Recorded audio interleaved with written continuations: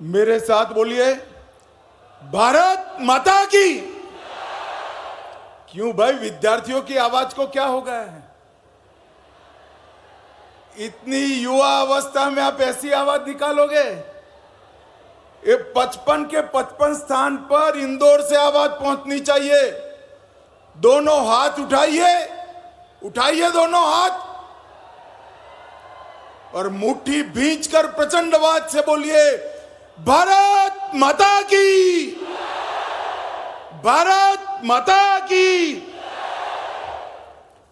आज के इस बहुत महत्वपूर्ण कार्यक्रम में मेरे साथ मंच पर उपस्थित मध्य प्रदेश के यशस्वी और लोकप्रिय मुख्यमंत्री डॉक्टर मोहन यादव जी, केंद्र की मंत्रिपरिषद में मेरी साथी बहन सावित्री ठाकुर जी, यहां के इंदौर से ही लोक प्रतिनिधि और मंत्री तुलसीराम सिलावट जी, आज जिनके निमंत्रण पर मैं आया हूं, श्रीमान इंदर सिंह परमार जी, श्री शंकर लालवानी जी, बहन कविता पाटीदार जी, हमारे भाजपा के प्रभारी श्रीमान महेंद्र सिंह जी, श्री रमेश मेंदोला जी, श्री मधु वर्मा जी, गोलू शुक्ला जी, गौरव रणदीवे जी, और आज भारत का भविष्य ऐसे मेरे युवा विद्यार्थी भाइयों बहनों, आप सभी को बहुत बहुत शुभकामनाएं। आज मेरे लिए बहुत हर्ष का विषय है। पुण्य श्लोक अहल्याबाई के नगर के अंदर आज सुबह एक पेड़ मां के नाम, एक वृक्ष मां के नाम, एक कार्यक्रम के तहत एक ही दिन में एक ही नगर में 11 लाख से अधिक वृक्ष बोने का विश्व रिकॉर्ड आज इंदौर बनाने जा रहा है। मैं सभी विद्यार्थी भाई बहनों को भी कहना चाहूंगा कि आप छूट गए हैं तो आपके घर के आसपास ही एक पौधा जरूर आज लगा देना, अपनी मां का उपकार को याद करते हुए। भाइयों बहनों, और आज दूसरा, प्रधानमंत्री college of excellence Madhya Pradesh भर में 55 कॉलेजों को आज प्रधानमंत्री कॉलेज ऑफ एक्सीलेंस के सारे पैरामीटर समाप्त कर बच्चों के लिए खुला करने का काम भी आज यहां पर हो रहा है। और जब मैं यहां आया हूं तब मैं आपको बताना चाहता हूं कि देश के प्रधानमंत्री नरेंद्र मोदी जी ने हम सब के लिए एक लक्ष्य रखा है कि 2047 में जब देश की आजादी के 100 साल समाप्त होंगे, तब हमारा देश हर क्षेत्र के अंदर विश्व भर में सबसे प्रथम हमारा भारत होगा। ऐसा भारत का निर्माण करना है। और भाइयों और बहनों, अगर ऐसे भारत का निर्माण करना है तो शिक्षा की नींव मजबूत करे बगैर नहीं हो सकता। और इसलिए मोदी जी ने दूरदर्शिता के साथ 2020 में आने वाले 25 साल की जरूरियातों को पूरा करने वाली सभी चीजों को विजुलाइज कर नई शिक्षा नीति लाने का काम किया। ये नई शिक्षा नीति आने वाले 25 सालों तक भारत के विद्यार्थियों को विश्व भर के विद्यार्थियों के साथ स्पर्धा करने के योग्य बनाएगी, और दूसरी ओर हजारों साल हमारी पुरानी संस्कृति और भाषाओं के साथ भी हमारे विद्यार्थियों को जोड़ने का काम करेगी। मुझे बड़ा आनंद है, मैं मध्य प्रदेश सरकार को बहुत बहुत बधाई देना चाहता हूं, क्योंकि पूरे देश भर में अगर सबसे पहले नई शिक्षा नीति कहीं जमीन पर उतरी तो हमारे मध्य प्रदेश के अंदर जमीन पर उतारने का काम है। मुझे बरोबर याद है उस वक्त अभी के मुख्यमंत्री मोहन जी उच्च शिक्षा मंत्री थे और एक कार्यक्रम में मैं आया था। पूरे देश भर में इंजीनियरिंग और मेडिकल साइंस का अभ्यासक्रम अगर कोई राज्य ने अपनी मातृभाषा में अनुवादित कर खुला रखा तो हमारे मध्य प्रदेश ने किया था। इससे बहुत सारे गरीब बच्चों को मातृभाषा में उच्च शिक्षा, मेडिकल साइंस और इंजीनियरिंग का ज्ञान लेने का फायदा मिला है। आज लगभग 500 करोड़ रुपए की लागत से ये प्रधानमंत्री कॉलेज ऑफ एक्सीलेंस का जो शुभारंभ हो रहा है वो सिर्फ नाम बदलने का कार्यक्रम नहीं है। इसके पैरामीटर्स, इसके क्राइटेरिया तय है। और मैंने आने से पहले हमारे इंदर परमार जी को ढंग से डिटेल मंगाया था कि 55 के 55 कॉलेज में ये सारे क्राइटेरिया पूरे हुए हैं या नहीं हुए हैं। मैं आज मोहन जी और इंदर परमार जी को अभिनंदन देना चाहता हूं कि सभी 55 कॉलेज प्रधानमंत्री कॉलेज ऑफ एक्सीलेंस का दर्जा प्राप्त करने के योग्य बने हैं। यहां पर कंपार्टमेंटल शिक्षा नहीं होगी, कंपार्टमेंटल एजुकेशन नहीं होगा। आप बीए करना चाहते हो और विज्ञान के किसी विषय में रुचि है तो उसका डिप्लोमा कर सकते हो, साथ में पढ़ सकते हो। आप कॉमर्स के विद्यार्थी है, कला में रुचि है, भाषा में रुचि है तो भी आप आपका अभ्यास कर सकते हो। और आप कॉमर्स के विद्यार्थी है, कोई टेक्नोलॉजी के अंदर रुचि है तो भी आपकी रुचि के अनुसार डिप्लोमा कोर्स आप कर सकते हो। ये बहुत सुंदर एक चैप्टर जो हमारी नई शिक्षा नीति का था, मध्य प्रदेश आज उसको जमीन पर उतारा है। ये बहुत हर्ष की विषय है। भाई और बहनों, शिक्षा का उद्देश्य क्या है? शिक्षा का उद्देश्य विद्यार्थी के अंदर पड़ी हुई सभी शक्तियों को बाहर निकालना, उसको एक प्लेटफॉर्म देना और उसको विकसित होने का मौका देना। रटा रटाया ज्ञान और रटा रटाया सिलेबस रटकर परीक्षा में नंबर लाना तो सरल है, परंतु अपने अंदर जो गुण ईश्वर दत्त शक्तियां हैं उसको विकास कराना ये बहुत कठिन है।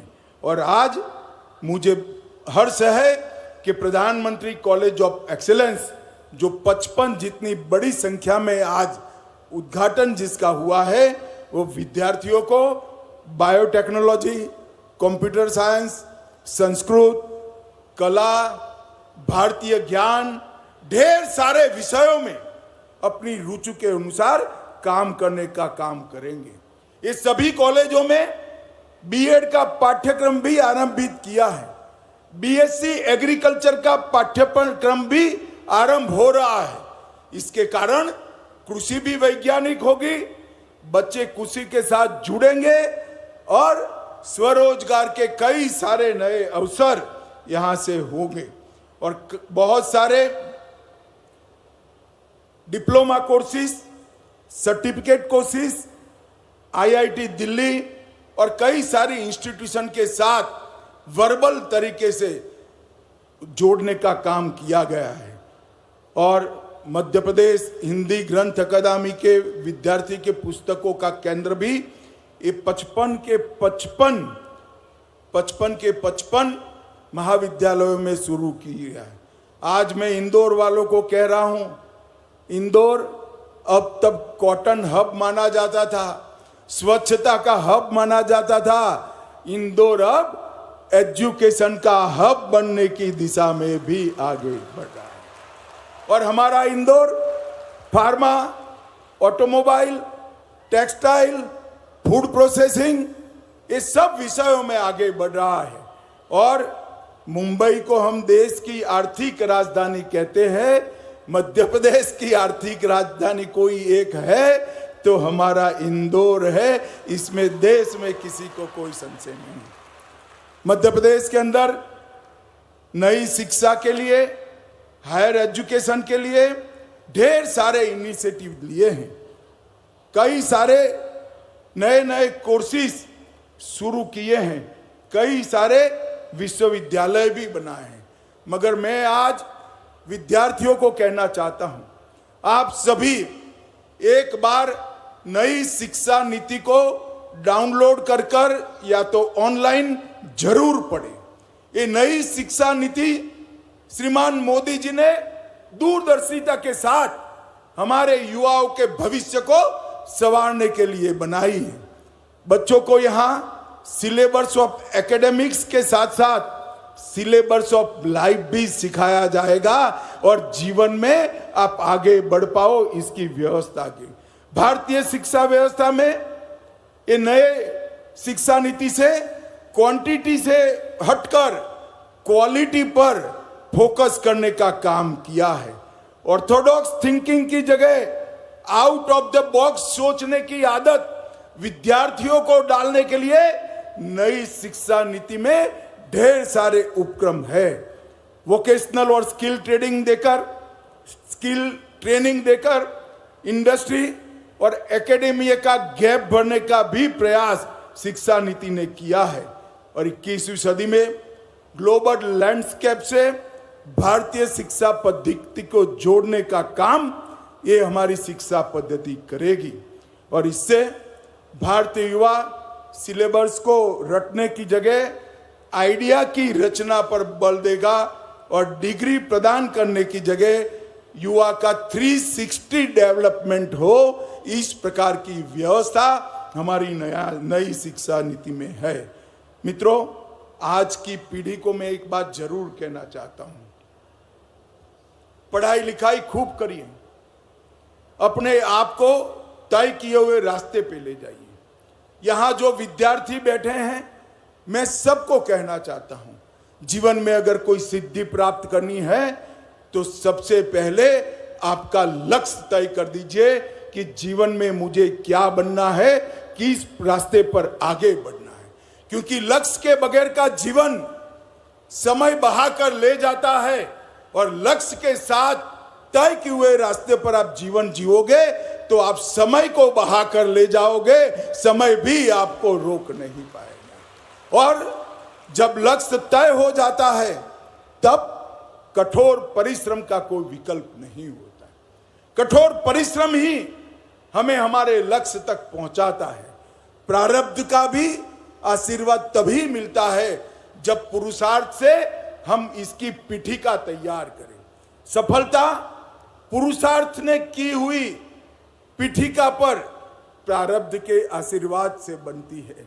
इसलिए मैं आप सबको कहना चाहता हूं कि जीवन का एक लक्ष्य तय कर एक रास्ता तय कर कठोर परिश्रम करने का लक्ष्य आज से ही तय कीजिए। आज की पीढ़ी इंटरनेट की पीढ़ी है, आर्टिफिशियल इंटेलिजेंस की पीढ़ी है, डेटा एनालिटिक की पीढ़ी है और इसीलिए नई शिक्षा नीति में प्रैक्टिकल ज्ञान, स्किल डेवलपमेंट, वोकेशनल ट्रेनिंग और कई सारे वर्टिकल्स का आपके लिए प्रावधान किया गया है। मित्रों, 2047 में भारत जरूर विश्व में सर्वप्रथम बनने वाला है। मोदी जी ने हमारे सामने आजादी की शताब्दी का लक्ष्य रखा है। हम मंच पर जो बैठे हैं इसमें से बहुत कम लोग 2047 में होंगे, मगर मेरे सामने हैं वो सारे बच्चे 2047 में देश के नागरिक हैं। 2047 में भारत को महान बनाने का जो लक्ष्य रखा गया है वो आपके लिए है। आप वो दिन देखोगे कि पूरी दुनिया में हर क्षेत्र के अंदर भारत महान होगा और इसकी नींव डालने का काम हमारी नई शिक्षा नीति करेगी। आज जो प्रधानमंत्री एक्सेलेंस कॉलेज बनाए गए हैं वो करेंगे। मैं आपके सुनहरे भविष्य के लिए आप सभी को बहुत बहुत शुभकामनाएं देता हूं और इंदौर वासियों को भी 11 लाख पेड़ एक ही दिन पर माँ और धरती माँ का ऋण उतारने के लिए आपने लगाए हैं। बहुत बहुत धन्यवाद, शुभकामनाएं। भारत माता की जय।